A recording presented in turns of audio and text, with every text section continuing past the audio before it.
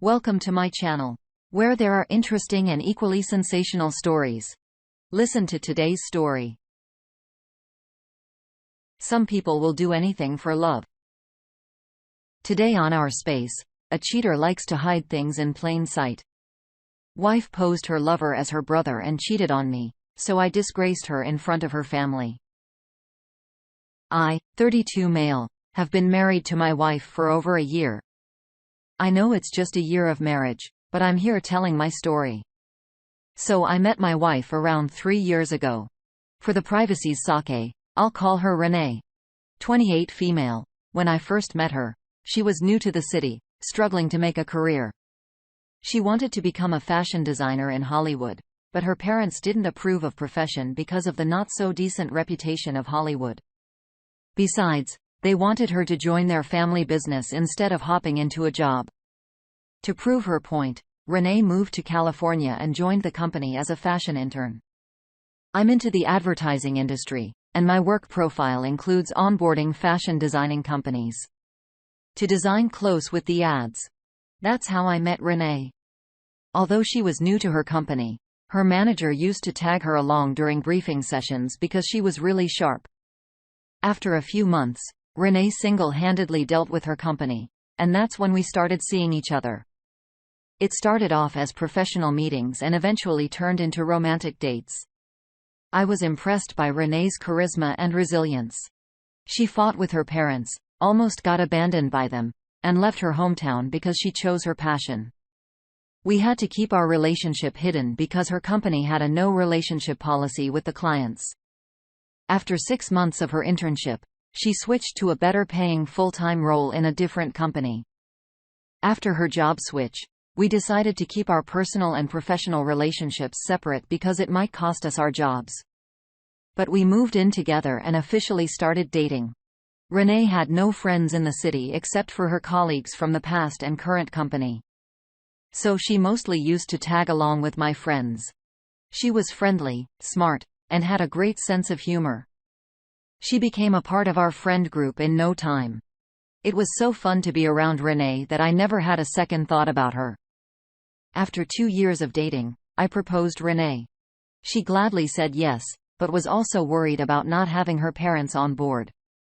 The thing is, her family is conservative, Christian. Well, I'm not. Not at all. Hence, she was worried that her parents would be upset about it. They were already not happy with her career choice. I took her to meet my parents first to make her feel comfortable. My parents adored her. I assured her I would try my best to convince her parents, but she said she would handle it. Although my parents insisted that we have a joint dinner for both families. Renee said it was best that her parents directly come for the wedding. I left the decision to her because she knew her family the best. My mother found this weird, but I assured her everything would be fine. During the wedding preps, I asked Renee if she wanted to have the wedding in the traditional way as it happens in her family. But she said that we could have it the way we wanted. As Renee said, her parents arrived on the day of the wedding. I was prepared for the tough conversations with them, but surprisingly, her parents were sweet. According to Renee's account, I imagined them to be a conservative, silky, and rude parent, but they were nothing like that. On the contrary, they were very polite and gentle with everyone. My mother was relieved to find them so warm.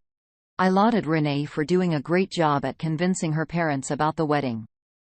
But she didn't acknowledge it much, and we could discuss this later. After the wedding, I asked if she wanted to visit her parents because she had never returned to her hometown after leaving it for her career. She said that she was running hectic at work and would visit them when the workload subsided.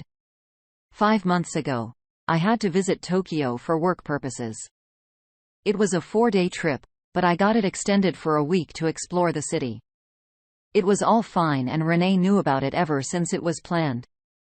However, on the day I was supposed to leave, she said she would be bored alone for a week. Hence, she would fly down to meet her parents. I felt weird at her sudden plan. Besides, I wanted to accompany her to her hometown. But since I was leaving for a week, I could not tell her anything. During those 5 days, we remained almost distant. I was busy at work in exploring the new city. I thought she was busy with her family as she had met them after so many years. When we both returned, I told her I wanted to visit her family because I had not met any of them, except for her parents, whom I met for just a few hours. She said that we can plan it next time. A few weeks after her return, she said she wanted to share something with me. It was about her brother. I was surprised because she had never talked about her brother earlier. During our dating phase, when I asked about her family, she told me that she had a brother, but she also said they were not on good terms. When I didn't find her brother at the wedding, I asked her, but she said that they were not that close, and he might be taking care of the family business in her father's absence. Renee revealed that her brother was gay, and when her conservative family got to know about this, they took him to therapy to make him straight. I raised my eyebrow with this revelation. She said that she lived in a small town where people still consider homosexuality to be a mental illness. And besides, her parents were conservative. However, after several years of therapy, when her brother continued with his orientation, her parents disowned him. That was why they wanted Renee to take over the family business. Her brother didn't take his family's abandonment easy and found solace in drugs. He went so far into the addiction that he had to be in rehab. That was the reason her brother was missing from her wedding. I was disappointed that she didn't tell me about all this before. She sobbed and said that she feared I would judge her for her family background. Renee said that when she visited her hometown this time, she got to know that her brother was out of rehab. Since his family didn't want him, he was living alone. Renee feared he might relapse out of the frustration and loneliness of living alone, so she asked him to move to California. She asked me if he could stay with us for some time until he got a job and a place for himself. I agreed to it because our apartment had a spare room used only to pile up courier boxes and discarded items. A couple of weeks after this discussion, Renee's brother, Marco, arrived. He is a year younger than Renee. Hence, she's protective of her baby brother. He was a timid guy. The first thought his self-confidence had shrunk due to his disturbing past. He didn't talk to me much. I was put in his room and went outside whenever I was home. It's been more than 2 months since he's here. Renee has been pulling all her contacts to get him a job. I do see him going for interviews on some days, but he had no luck yet. I don't want to sound evil, but his presence is kind of bothering me now. And Renee's behavior has also changed after he moved in. She acts more like his elder sister than my wife. Her world seems to rotate around just Marco. Initially, I thought she was just taking care of him, but eventually, I'm not feeling that good about it. Also, Marco's behavior looks pretty shady to me. It is either that he is still into drugs or maybe he's hiding something even more grave. Last week, I asked Renee if we could plan a trip to her hometown. She said she was busy this month. She also said that I should not tell her parents that Marco was living with us. I asked, why not? She said that her parents had disowned him, and they wouldn't like that I was siding with him. I was confused by her logic. She said her parents have finally accepted her career and are happy with her. Hence, she didn't want to destroy the relationship by talking about Marco. The reason why I'm here is because of this. Doesn't this entire situation sound shady? If this was not all, I find them very secretive. Of late, I realized they changed the topic whenever I entered the living room or the kitchen. I even heard them talking in whispers, but when I entered, they started talking normally. I confronted Renee about this, but she told me they were discussing Marco's relapse and therapy, which he is embarrassed to talk about in front of me. I spoke to my colleague last day, and he said I was just jealous because Renee's attention got divided. Hence, I'm apprehensive about sharing this with others or confronting it with Renee. I want to know a neutral perspective from this community. Let me know if I missed any crucial information. I'll be online for the rest of the evening. I'm looking forward to catching up on the comments section. You're right, Opie. It does sound a little fishy, and it's odd that your wife thinks she can't speak freely to you about things. It took her a while to tell you about her brother. And now she's not being totally honest with you when he's around. Not only that, but it seems like she wasn't quite honest with you about her parents either. It's also strange that her brother doesn't seem to want anything to do with you. You're right. Perhaps he is embarrassed, but he is staying in your house. Whatever it is, trust your gut. Maybe he's hiding something even worse than you can imagine. Update 1. Hi, all.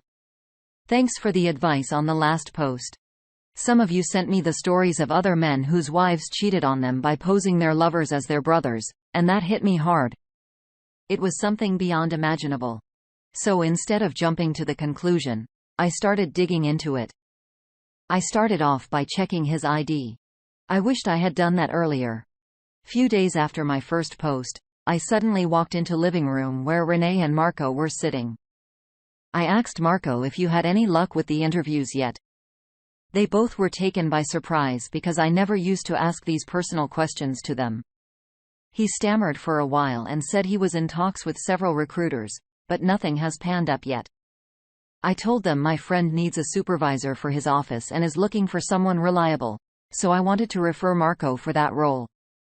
Someone who was looking for a job would have jumped in excitement with this news, but their expression was more of a shock than excitement.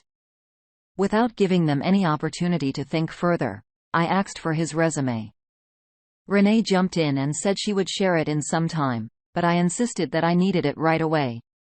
Renee's pushback confirmed my doubts about them. After a few exchanges between Renee and me, Marco shared the soft copy of his resume with me. I immediately opened in front of them and checked for his name. My doubts turned out to be true. Although his name was still Marco, his surname was different from Renee's maiden name. I subtly asked him about this. Before Marco could say anything, Renee said since their parents had disowned him, he had changed his surname. I was ready for this BS anyway. Until then, I thought this sister-brother duo was up to something. But after this revelation, it was doubtful whether they were really siblings or not. So after a week, I told Renee that I was traveling to a place near her hometown for work. And if she was free, she could join me, and we could visit her parents' house. I deliberately gave her short notice, so it was easier for her to say no. As expected, she said she was busy, but she kept asking me if I would be visiting her parents. I said, "No, I won't visit them alone. We can plan for the next time." In reality, I had no work trip. I went to her hometown only to meet her parents and uncover her truth. I don't want to get into the details of how I sourced their address. It was on her ID. So I went to their house and immediately told them not to reveal this to Renee because I was planning a surprise for her. Renee's birthday was around the corner, a day after tomorrow. And so I told them I was arranging a surprise party for Renee and went there to invite them in person. They were pleased to receive me. All speaking to them, I eventually opened up and told them that they don't seem conservative at all. Like Renee had described, they laughed at it, taking it to be a joke. Then I started probing them about their faith. And to my surprise, it came out that they were not at all conservative. I then started asking about their business. It kept it subtle, so it's not to raise any suspicions. Her father said that he intended to retire from his company next year and take it easy on life. I grabbed the opportunity and asked him how his business would run after their retirement. He said his son is already handling his business quite well, so he is best suited to be his heir. I saw Renee's mother getting uncomfortable with this, so I tried to divert to another topic. But her father went on to say, "I wanted to be fair between both my children. That's why I urged Renee to join the business. In that way, both the brother and sister would have an equal share of the business. As Ryan is my son from the first marriage, her name and my wife both are insecure that he would not give the business share to her. Since you're a family now, I'm telling you that I'll be fair with both of my children." He said something further that he was unhappy about Renee's career choice, but by then, I had zoned out after hearing his son's name to be Ryan. I was choking from inside and wanted to breathe. So I cut him off in the middle and said that once I came for Renee's birthday, they could sit and sort out the difference. I didn't get to meet Ryan, but I saw him in the family pictures in their hallway. While leaving, I again reminded them not to tell Renee that I had visited them. It was supposed to be a surprise. They happily nodded. I felt so disgusted knowing that Renee was indeed having a lover in my house, posing him to be her brother. Went to meet them on Saturday, so it was almost a week before Renee's birthday, which was on Thursday. I felt so uneasy to share the house with her that I never returned home after meeting her parents. She called me on Sunday asking me when I would return. I told her my work got extended, and I would be back only on Thursday morning. I'm currently put up in a hotel until then. I know she and her lover are having a honeymoon period in my absence, but I don't care. I just want to expose and humiliate her in front of her parents. I'm already in talks with a lawyer to process the divorce. In fact, I had an appointment with him a few hours before I made this update. I'll make another update once I exposed that crap. Oh, wow. I was not expecting that. This is a whole new low. The fact that she was hiding her lover right underneath your nose. I'm so sorry, OP. And she made her family out to be really horrendous people too. He really just made himself quite comfy in your own home. No wonder he didn't want to talk to you. Update 2. So I'm finally divorced. I know it took a while to make an update, but I wanted to wrap up everything and update it all at once.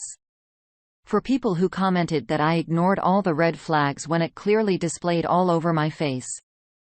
The thing is, I didn't notice or take any of it as absurd when it was happening. It sounded weird only when I retrospective the incidents after Marcos' arrival. If you look at any solo event, it doesn't look shady. Only when everything gets added up, does it sound obvious? And now everyone is haunting me that I was a simp to ignore it. Cool. Moving on. As I mentioned, I invited Renee's parents for her birthday on Thursday. I went home on the same day. She was home. I felt so awful seeing her face that I didn't even wish her on the birthday. She thought I had forgotten. In order to sound cute, she hugged me and asked me to wish her. I played along and wished her. She said that I should take her out to celebrate her birthday. I said that I was tired and wanted to take a shower first. By the time I came out of the shower, Renee was already dressed up and ready to go out. I pretended to ignore her and went to bed. She played out her cute self, yelling at me to dress up and take her out. I said that I was having a terrible headache and needed a nap. I asked her to wait for a couple of hours. She got upset, but I assured her the way it would be worth it. I wasn't sleepy at all. I was in fact heavy-hearted, anticipating the confrontation, which was just about to happen. An hour later, I got a call from Renee's father. They were just about to arrive. I hurriedly got out of bed and went outside. On my way out, I saw Renee and Margot talking and cooking inside the kitchen. She even asked me where I was going out in a hurry. I said that there was a courier outside, and I was going to collect it. I went outside and waited for a few minutes before I saw them. I greeted them and took them inside. That was the moment. It was not only a moment of shock and despair for Renee and her lover, but her parents were equally shocked. And meant that they already knew about Marco. Renee looked at me asking for an explanation. I said, "Oh, Ryan didn't come. It would have made things easier, isn't it?" Her father gave a disgusted look at Renee and asked her what Marco was doing at her house. She started sobbing by then. I sarcastically said, "Why are you saying this? Isn't he supposed to be your son?" Renee begged me to stop. Marco wanted to leave, but I stopped him by his shoulder and told him to sit. Her mother insisted on knowing the truth. So I told her everything. Erica and Renee were frozen to death. Her parents gave a despised look at them. Her father turned towards me and asked if I knew everything. I said, "No. I got to know the truth when I visited them." He went on to reveal everything which was left uncovered. He said that Marco was Renee's boyfriend from college, and he had always been a drug addict and a bum sucking on Renee's pocket money. Hence, they had to cut off giving any money to Renee. Wanted her to join the business so that they could track her expenses, but Renee chose to fund her boyfriend, so she left the house and took up a job. When Marcos' addiction reached its peak, his parents admitted him to rehab. Renee could not bear the loneliness and moved to California, and that's when we met and got married. Her parents said they were really happy when they got to know that she was marrying me, that thought she had moved on from Marco, but there she was, sitting with him in my house. I looked at Renee as if all these restarted when she visited her parents during my Tokyo trip. She looked at me with a straight face and said, yes. She admitted that she kept me away from her family because she feared her past getting uncovered. She admitted that she had moved on from Marco while she was with me, but when she got to know that Marco was back from rehab, she could not control herself and went to meet him. During the meeting, Marco convinced her that he was a changed man and urged her to divorce me. Renee could not take that risk right away unless Marco got a job. So they both planned the entire thing. It was true that Renee was not on good terms with his stepbrother, Ryan, and hence, she used that opportunity to pose Marco as her brother in front of me. Marco interrupted that he never liked the plan of staying in my house, but Renee forced him to. Her father was so disheartened that she lied so much about them and portrayed them as villains just to have her boyfriend. The situation got so worse that her father choked Marco by his collar and dragged him out of the house while Renee pleaded with him to stop. I just kept staring at her at how smartly she was playing her game. Her parents apologized to me for everything. I told them they need to not be sorry for what Renee had done. I also informed them that I was going to file for divorce and Renee needed to leave the house right away. Renee didn't resist. She silently went inside the room to pack her belongings, but her father was not in the mood to take her with them. He stood up saying that she had created this mess and now she has to bear it. While leaving, he told Renee that her drug boyfriend had cost her everything good she had in life. They left the house without Renee. Soon after they left, Renee also left. She didn't look at me or say anything. She just lowered her gaze and walked away. I don't know if I should feel good for taking my revenge by humiliating her or if I should feel bad for her misery. A month ago, my lawyer called her to check the address at which the divorce needed to be shipped. She said that she would visit his office and collect it. My lawyer informed me that she arrived at his office an hour later. As soon as he handed over the papers to her, she just glanced at the terms and immediately signed in front of him. Handed back the papers to him and left. A week ago, we were presented before the magistrate for the divorce finalization. She was alone, she looked miserable and was quiet during the entire trial. In the end, when she was questioned, she affirmed agreeing to my terms. Actually, I didn't have a lot of property and wealth that she would have fought over. The house in which we were living was also rented. Since she was working, I was not asked for alimony. In fact, I was being considerate in not charging her with alimony for cheating and fraud. Our divorce was finalized, uncontested. I know I'll get a lot of heat for letting her slip so easily. The thing is, she'd already lost everything. Her marriage, her family, her dignity. There was nothing left with her to be destroyed. Yesterday, her mother called me asking about the divorce status. I told her that it was over. She cried, saying she heard that Marco had again started taking drugs and she feared he would destroy her daughter and take her down the path of drugs and crime along with him. She also said her father had disowned her from the will, fearing that she would shower all her hard-earned money on that drug addict, Marco. I empathized with her and hung up, asking her to take care. I wonder how someone could be so stupid as to love someone to the extent of losing everything. If a woman like Renee, who was so intelligent and sharp, could be so stupid to fall for Marco, there is nothing much left to talk about others. Ah, yes. The fact that she didn't want to go back to her parents' place makes sense now. Why would she want to be with someone who dragged her down? Why do people want to be with someone like Marco who cost them everything good they had in life? What is the appeal? Honestly, this isn't on UOP. She's a weak person. If she wants to throw her life away, a thin letter, it's a hard reality for her parents to swallow. But they're doing the right thing by not enabling her, and her poor choices. What do you make of this? Thank you for joining us today on Our Space. Be sure to like and subscribe and hit that notification bell so you don't miss out on our next video. See you next time.